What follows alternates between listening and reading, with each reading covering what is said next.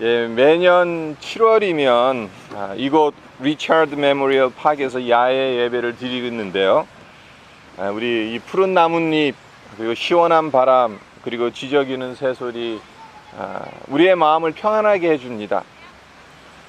1년 52주일 중에 한 번 예배당이 아닌 야외에서 하나님을 찬양하고 예배 드리는데, 하나님은 예배당 안에서만이 아니라 이 세상 그 어느 곳에서도 예배를 받으시는 분이라는 것을 깨닫는 시간이 되었으면 합니다.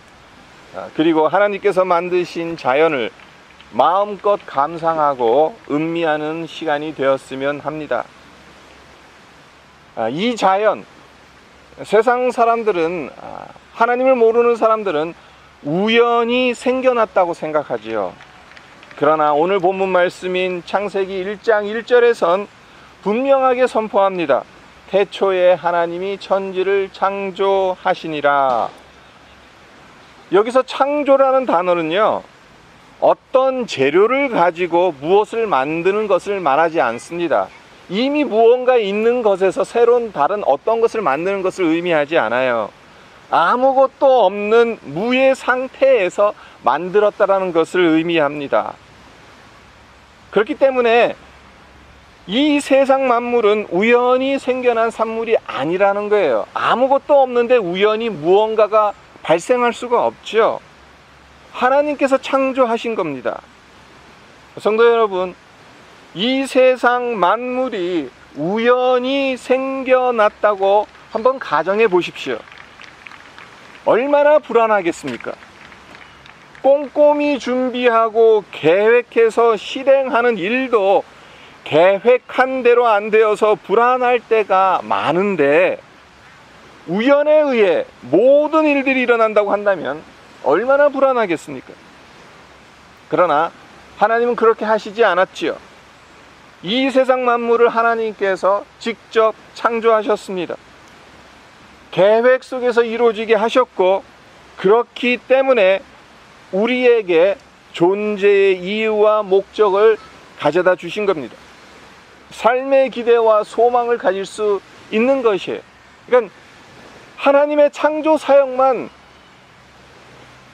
깊이 묵상해도 우리를 향하신 하나님의 그 계획과 뜻과 사랑을 깨달을 수밖에 없어요, 사실은. 내 인생이 우연 속에 일어나고, 그래서 어떤 일을 이루었다고 하더라도 그것이 무슨 의미가 있겠습니까? 없습니다. 우연히 된 일이니까 감격할 이유가 없어요. 그러나 무언가 목적이 있어서 기대와 소망 가운데 일어난 일은 다릅니다. 거기에는 감격이 있고 감사가 있습니다. 하나님의 은혜를 인정하는 아름다운 신앙 고백이 있습니다. 물론 내가 수고하지 않은 것은 아니죠. 그러나 낙심하지 않고 방황하지 않고 열심을 낼 수 있었고 인내할 수 있었던 것은 하나님께서 허락하신 믿음이 있었기 때문입니다. 믿음의 사람들은 어떤 일을 만나도 창조주 하나님을 의지하고 승리할 수 있는 겁니다. 우리가 너무나도 잘 알고 있는 시편 23편 다윗의 시죠. 그런데 이 시가 언제 쓰여진 것입니까? 푸른 초장에 누워 있을 수 있는 평안할 때 지은 시가 아니에요. 죽을 수 있는 고비를 수도 없이 넘기며 쓴 시입니다. 다윗이 처한 상황은 쉴만한 물가가 아니었습니다. 푸른 초장이 아니었어요. 사망의 음침한 골짜기였습니다. 원수가 목전에 있었습니다. 그런 가운데서 이런 시를 썼다는 것, 다윗의 믿음이 얼마나 돋보이는지 우리가 알 수 있지 않습니까? 그렇습니다. 우리의 믿음의 고백을 통해서 하나님께서 이 세상을 주관하시는구나를 드러낼 수 있는 거예요. 그렇습니다. 하나님을 믿으면서 은혜를 구하며 사는 것이 복된 삶을 사는 비결입니다. 내 힘으로 사는 것이 아니라, 우연을 기대하면서 사는 것이 아니라 창조주 하나님을 믿는 믿음으로 사는 것이 인생을 복되게 사는 비결입니다. 17세기는 천문학의 혁명이 일어났던 시대라고 말들 합니다. 근데 그 시대를 이끌었던 핵심 인물이 케플러라는 사람이에요. 한때는 신학을 공부해서 목사가 되려고 할 정도로 믿음이 좋은 사람이었다고 해요. 근데 그와 함께 연구를 하던 한 동료가 하나님의 존재를 부인하는 무신론자였습니다. 그가 주장하기를 태양계는 그 자체의 힘으로 생성되고 유지되는 것이지 신이 만든 것이 아니다라고 주장을 했습니다. 네, 이것을 늘 마음에 두고 있던 케플러가 어느 날 태양계의 모형을 정교하게 만들어서 전기장치를 이용해 모형이 회전하는 것을 그 동료에게 보여줬어요. 그러자 그것을 본 동료는 감탄을 하면서 이 모형을 누가 만들었냐고 물어요. 이에 케플러가 뭐라고 대답했냐 하면요, 이 모형은 아무도 만들지 않았다. 그냥 저절로 생겨나서 자기 힘으로 도는 것이다. 그렇게 이야기를 하니까 이 동료가 케플러의 말을 믿을 수가 없는 거죠. 누가 만들지 않았는데 그 모형이 어떻게 저절로 생겨나가지고 스스로 돌겠습니까? 그래서 계속해서 누가 만들었냐고 물어요.